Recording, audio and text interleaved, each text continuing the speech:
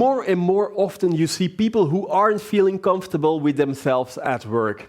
Unfortunately, also in the event industry. You can quit, but according to Wim Tielemans, there's also an alternative: job repair. Hi Wim, welcome back to our studio. Hi Kevin. You were here a couple of weeks ago when we talked about smart interviewing or smart recruitment. Today we're going to talk about job repair. But first, I'm curious about the title job repair. Where does it come from? Yeah. Or what does it mean? Well, there is an international organization who is setting up repair cafes. Mm-hmm. What does it mean? It means that there's the right to repair our own goods, and people want, when something is broken, they don't want to throw it away, they want to repair it itself. But very often, we don't know anymore how to repair. So this cafe is where you can go. There are people who know how to repair it, who teach you so that next time you can repair it yourself. Mm-hmm. And that gave me the idea because in my work as a career coach, I found a lot of people who are struggling with the question, should I stay or should I leave? And if you throw away your job, you leave. Mm-hmm. But very often people have reasons why they stay. Otherwise, they would have been already gone. Mm-hmm. And then we need to investigate if the job can be repaired. Mm-hmm. Yeah. So that's where the title came from. Okay. When do I know, as I'm working for a company, when do I know my job needs repair? Yeah. This is an individual question. Usually you know it yourself. Huh? But I try to distinguish between your career. Mm-hmm. If you are in your career, if you're certain about your career, versus if you're uncertain about your career. Mm-hmm. And then on the other hand, you also have the job itself that you're doing for the moment, whether you are in your energy in your job or whether you are out of your energy when you dislike your job. Mm-hmm. And then you create 4 different positions. Yeah, it's like a matrix. Yeah, like a matrix. So in the matrix, you have the people who are good in their job, they are happy in their job, and they are happy in their career. Then what they are looking for in this job repair is that they are looking for advancement. They're looking for opportunities. Mm-hmm. Yeah, how can I become better so that I become even more successful in my job? Yeah. Now, you also have people who are happy in their current job, but they doubt if they have to make a move in their career. Yeah. So what would be the next move for them? That is, they are looking for an opportunity. Mm. You also have people who are happy in their career, but unhappy in their job, and they are demotivated. Yeah. For them, it is a way of finding new energy in the job that they have, and how they can do that without the need to go away. Mm-hmm. The last group of people is people who are under a depression. A burnout could be an example. And this very often is they both have a doubt whether they still are in the right career, and they find for the moment their job is not going as it should be, so they are demotivated. And that they find ways to get out of that. My advice... Yeah? Yeah? I wanted to ask, in that last quadrant, is there still hope to stay in your job? Yeah, well, that's a very good question. My experience, from my personal experience, I had a burnout a couple of years ago, and that's why I learned that the best thing to do is to get from this depression into a demotivation, so that you undoubt yourself whether you need to make another move, another type of career. Because otherwise, when you need to do that, when you have to go and present yourself, or even when you're an independent, you need to design a lot of certainty and a lot of energy to present yourself or to set something up. You can't do that when you are uncertain about your own future. So you have to get back first to, okay, maybe this is not the job which is fantastic, but at least I'm certain about myself. Yeah, and that's the first way to get out.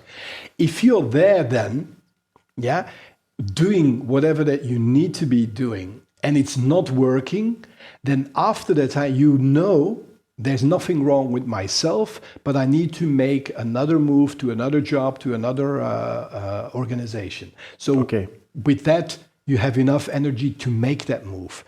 Then when you do an interview, you don't look like you're really uncertain about everything. People won't hire you then anyway. Yeah, no, indeed. How do you repair your job? How do you start with that? Yeah.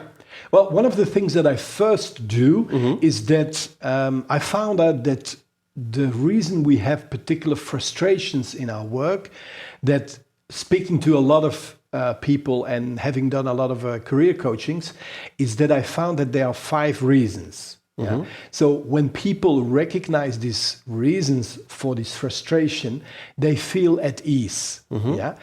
And so the first one is that people have a frustration about the environment that they're working in. For example, the environment could be that the job where I need to go to is maybe 40 kilometers, but there's a traffic jam all the time. So then I don't like the job itself because I need to stand too long in a traffic jam. Yeah. There's also tasks that could be a reason why people dislike their job. Something that they dislike might be administration that they need to fulfill that no one is really taking care of. Yeah. Another one is their pay or their remuneration that people have. When you feel that what you're doing is not rewarded according to the market, you feel unhappy. But reward is also not only the financial part. For many people, is the rewarding part is when you get feedback from your boss or your colleagues or someone that you're doing a good job. People feel happy when they are being appreciated for what they're doing. So that's this reward of positive feedback. And then you also have relationships. Yeah. That's a big frustration as well. We start working in a company, but the colleagues are already there. You didn't choose them. Yeah, you can't choose them. Yeah, you can't choose them. And very often people have conflicts with other colleagues, sometimes their boss, and that's a very big frustration as well. But guess what? You can solve that as well. So that's the number one that you could do. Number two is to answer your question of how do you do it then? Let's maybe focus on tasks. Yeah. What is for you something that that I would suggest you to do is to take your tasks and to categorize first the tasks, what you're doing in your job, in 5 categories. The first category is, we call it fueled tasks. So these are the tasks that you find fine, that you find funny, and you're happy to do. The second one is those that you find unpleasant, the tasks that you don't like. If I would use my hands, so these are the fine tasks, and then there's this little finger in the middle, which are your unpleasant tasks. There is a task in the middle, which is between you like them and you dislike them. That these are dual tasks. Yeah. Then you have the empty tasks, which are tasks that you can do when you had a tough day on an automatic pilot. You don't like them particularly, but you don't dislike that neither. Yeah. It's a little bit on mindset 0 that you can do that. And then you have your latent tasks. These are the tasks that you are not doing yet, but you like to add them to your job, or there's a particular reason, maybe digitalization or anything, something that you have to start preparing for the future that you have to add to your task. That's the latent task. So that would be number one. Now, if you have unraveled the tasks that you find unpleasant, Yeah, maybe for you, Kevin, what is an unpleasant task that you have for the moment? I would say doing reports and administration, filling in numbers for analytics, that kind of stuff. Okay, good. Now, the first thing that comes to mind that people have if you find something unpleasant is find someone else who likes doing that and you pass it on to this person. Yeah, great. You probably thought of that too. Yeah? Yeah. So, do you have anyone in your head where you can... No, unfortunately Okay, not. I have to do it myself. Yeah. So, here is, for example, we designed a job crafting game where you have 20 different techniques that you can do to find or to recraft your job to make it more pleasant. So one of the things is that you can reward yourself for doing a particular job or the order. What I mean by that is the following. Do you have a task that you really like, that you find funny and happy, makes you happy doing that? Yeah, the creative parts of my work, doing some brainstorms, sketching out some new pages for the website, that kind of stuff. Okay, so let's imagine that you plan doing that at 10 o'clock, you meet up with someone, and you position this administrative task at 9 o'clock. So now you have 1 hour that you can do this. This is the first thing that you do in your day, and then you reward yourself with the happy task, the task that you really look forward after you've done an hour of administration. Yeah. How would that sound? Already better, because you have something to look forward to. Yeah. So the idea is not that you do magic and that will go away. The idea is that we have learned that in our life or in our families, that life is not perfect. So why would it be in our job? So you try to find small ways to make it less unpleasant or make it happy, and that's what you can find in the technique. Is it also about changing your mindset about stuff? Yeah, that's one of the techniques. We call it cognitive crafting, which means for example, if people have no idea why they have to do something and who would benefit, if you get them in contact with someone who benefits from it, then immediately the job will become more pleasant. I'll give you an example. You have people who do fundraising. Fundraising for example, organizations who need to have funds because they don't have enough money, and they do charity work. Now, the people who do that in a call center, they have a lot of no's. Yeah, but if you bring them in contact with people who benefit and who tell the story of the fact that through that their life was saved, or they found someone, or whatever the charity is about, when you bring them with the real life stories in contact, you see that people, after they met them, that they are more keen on trying harder to get the funds, because they know that these funds are really very useful. Yeah, so that's a way of cognitive crafting. Now, the way we do that in the book is that I don't know what is the task that you find unpleasant, so I can't give you advice, but I can teach you a way that anytime you get to an unpleasant task, that you can take the cards or you can take it out of the book, and then you trigger yourself to, in the 20 solutions that you have, small solutions, to select the one that suits most what you find unpleasant. Yeah. I notice you are always talking about what you can do yourself. Isn't it also a possibility to just step to your manager and ask, I want a raise, or I don't want to do that job anymore? Yeah. Wouldn't that be easier?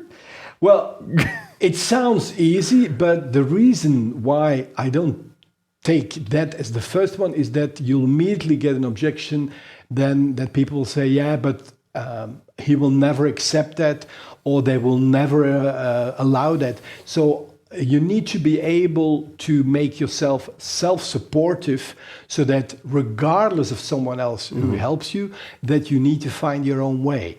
And on top of that, of course, if there's a reason that you need to involve your colleague or your boss, that of course you sometimes need to ask something. Yeah. If you want a latent task and you go to your boss, you know that your boss has a desire for example, that projects are always on time.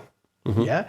Then if you go to him and you present your latent task, something you like doing, that is a way to get the job done on time, then of course you get ears. Yeah. So you need to design it in so that it suits what he wants out of the work that you are doing. Yeah. So in a second stage, yes, of course, you need help. But in the third stage, if no one helps you, you have to help yourself. Yeah, being your own strength. Yeah. Okay, Wim, people who want to find more information on this subject, where can they find it?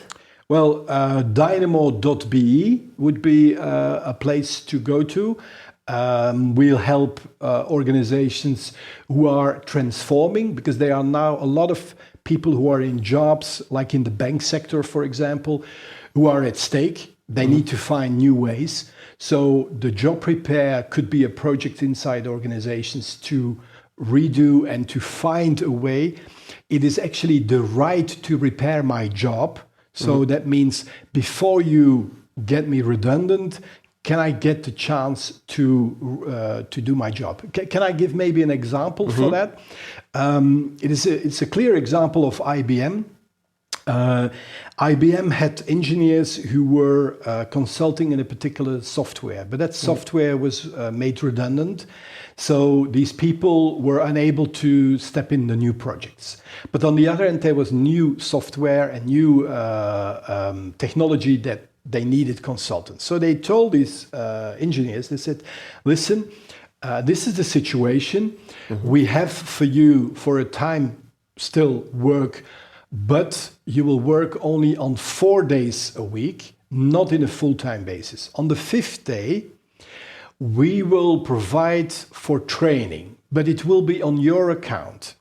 You're not forced to do that. You have to consider it whether you like it or not. But after the project, there will be for this new technology, new work for you, and you just apply again for this new job. So for those people who do not like this, there's a redundancy plan, so they can still be on board and then they are waved away. Yeah. But for those who want to step in the new technology, get yourself retrained. Now, what happened in this project, what they found and researched at the end, is that this group of engineers became actually the best engineers in this technology. Why is that? Because they knew what IBM was. They knew the job, they knew the culture, they knew the style of the clients they had. And they worked with the new technology in this environment, and that brought them much quicker to a better work than if they would have hired all the new engineers who came with maybe the knowledge, but who didn't know all the rest. Yeah. Okay. So that's a way of repairing the job and supporting that. Okay, Wim, thank you very much. Hey, Tom, thank you for watching our show. I hope to see you next week.